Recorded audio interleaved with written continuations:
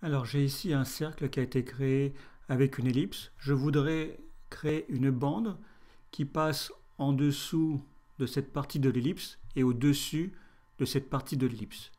Donc je vais commencer par prendre un rectangle, je vais prendre un arrière-plan, je vais connecter mon rectangle à mon arrière-plan, je vais appuyer sur la touche 1 pour le faire apparaître, je vais sélectionner mon rectangle, je vais diminuer l'épaisseur, je vais agrandir un petit peu, comme ça, et je vais changer la couleur.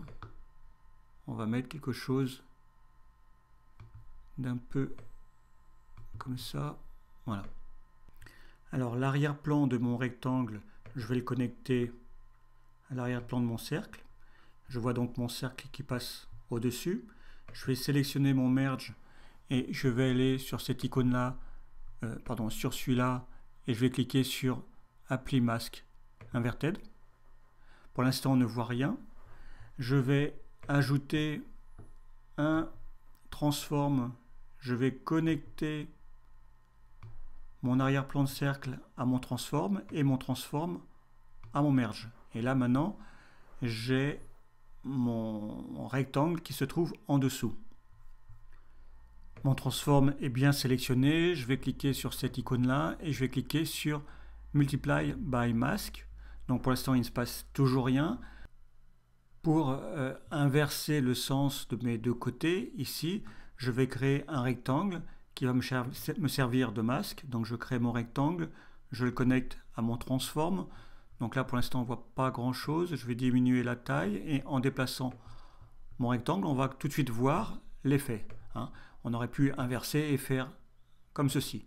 Donc je vais mettre mon rectangle ici, je vais le réduire un petit peu. Voilà. Et je vais maintenant pouvoir animer ma barre. Alors avant d'animer ma barre, je vais rajouter un texte. Je vais le positionner ici, que je vais relier à mon arrière-plan ici, ce qui va me créer un merge automatiquement. Et sur mon texte, je vais mettre par exemple... Voilà, on va changer la couleur. OK.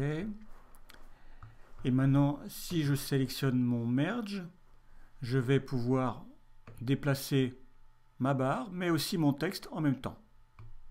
Alors, j'ai réorganisé un petit peu mes nœuds.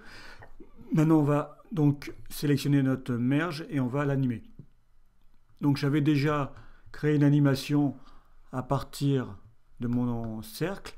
Je vais donc maintenant faire en sorte que ma bande arrive environ ici à 30 images. Donc, j'ai sélectionné mon merge.